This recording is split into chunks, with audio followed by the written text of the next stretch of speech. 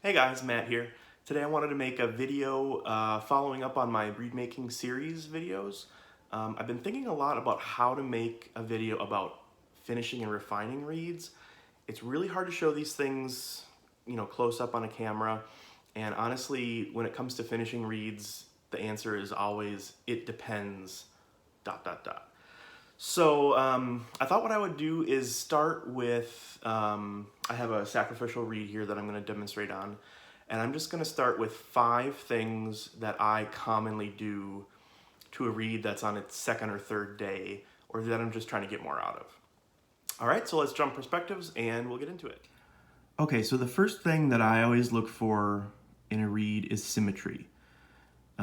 Symmetry just of the different sections. You want your base of your tip to be even on all sides. You want your windows to come up evenly on all sides. And I should say, by the way, this is not a great reed. I've kind of hacked it up, and don't look at this reed as a great example. It's a sacrificial one so that I can throw it away when I'm done demonstrating on it. Generally, the symmetry looks okay to me. There might be some asymmetry to the base of the tip. You can see on the left side there, it's a little higher. The heart comes up into the tip a little bit more. A little bit of the same thing there. And for this symmetry viewing, I like to look at the reed like this. I'm not sure why, I just see it better this way. Whereas this, I mean, it's the lighting here, but I can't see that this side is higher as well in this view as I can in that view. So that's the first thing that I would fix, and that actually brings me to the second thing that I often look for and do in my reeds is scooping in this area at the base of the tip / top of the heart. I'll take my knife, and especially if I want to bring one side down like this, I will put my knife in, maybe score a little bit this way, and just scoop a little bit out of the base there.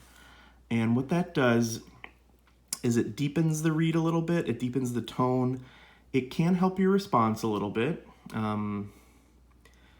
can actually improve the intonation of certain notes. It generally just helps. So I'll demonstrate that again here on the other corner. This side, if you're right-handed, you might have to kind of lift your right elbow a little bit to get access.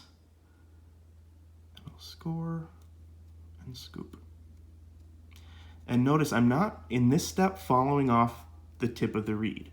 At this point, the tip of the reed on both sides is pretty equal in thickness, and I don't feel that I need to follow off the corners yet. I might do that later at the very edge of the reed, which, why don't we talk about that now? If I'm struggling with response or kind of wonky intonation or a weird tone, especially if it's all 3 of those things, that often points to something wrong at the very edge of the tip.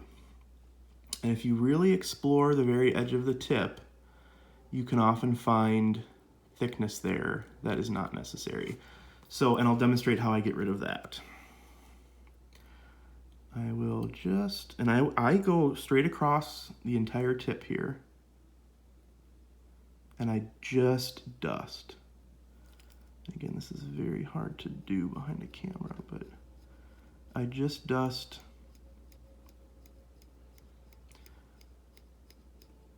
And some people call this feathering the tip, and they try to avoid it because if you do this too much, it can make the response soggy and do very weird things. But as you can see, that is how much cane I took off. It's very, very little, but it's just enough to refine the vibrations a little bit.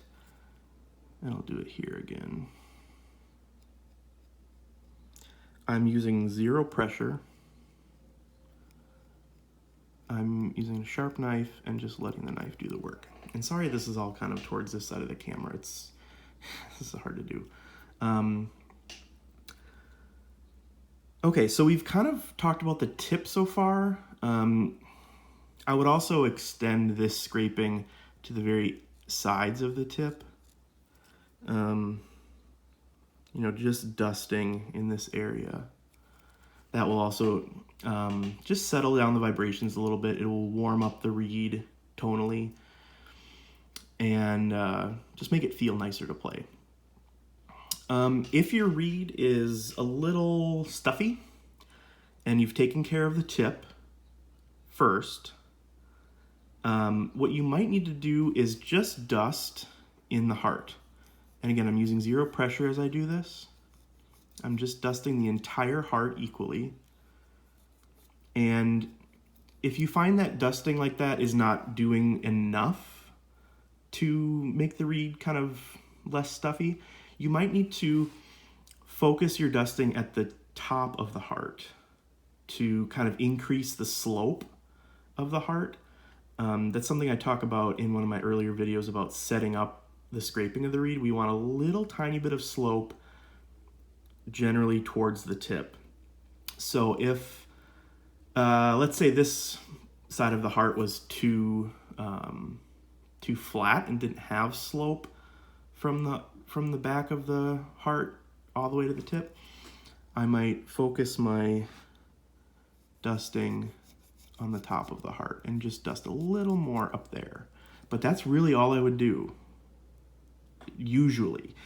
Again, this all depends on the individual reed, individual piece of cane. Each piece of cane is different from every other piece of cane you will ever encounter. So we can't necessarily prescribe a recipe to the reed. The last thing I would do, or that I do commonly, is in the back. Now, I've scraped the back of this reed way too much for this particular reed. I usually don't take a ton more out of the back than I do on day one or, the first couple days. I usually tend to scrape there and then just kind of leave it. I don't want to over scrape in that area. But one nice area to scrape is at the bottom of the back. Just getting a little more bulk out of there is really helpful. Obviously, you don't want to invade the spine at all, as I've already done on this reed. But if you just come back here and give it a little more depth to the windows in this area, that will also deepen the tone, and especially the half-hole D. The half-hole D pitch seems to live towards the back of the heart. That's something I learned from Elaine Duvas. And so if I like my reed, I like most things about it, but the half-hole D seems a little bit stuck up in terms of pitch, I'll go to the back of the heart there and just scoop a little bit. And that usually helps. It also just kind of makes the reed a little warmer and deeper. Okay, I hope these things were helpful, and let me know if you want more demonstrations of specific reeds. Again, I kind of avoid doing this because it's very hard to show these things on camera. But hopefully that helps you kind of understand what to do as you are finishing a reed and what effects these things might have. All right, everyone, thanks for watching. I hope this helped your reed making. I just want to review the things that we talked about. The first thing is symmetry of the different sections of the reed, thicknesses of these sections. If you improve the symmetry of a reed, generally it makes it just feel less awkward to play. Generally, again, these are all it depends statements, right? The second thing was scooping the base of the tip a little bit, kind of creating a little bit more concavity at the base of the tip. And that generally for me gives more depth to the tone, more sparkle too, and can help intonation problems or response problems too. For a larger response problem, I would investigate the edge of the tip, corners all the way, the border of the tip essentially. And in that step, I would use very, very little knife pressure at all. Make sure your knife is sharp and just let the sharp edge do the work. The next thing would be dusting the tip, dusting the heart, and making sure that your slope is, that you have enough slope. You don't want too much slope, that will mess up the pitch, but that you have enough slope for the vibrations to get through the reed. And then the last thing is just scooping the base of the back, the bottom part of the windows, can help deepen the tone and lower the half-hold D if that's a sharp note for your reed. All right, thanks a lot for watching, and I hope it helped. Bye.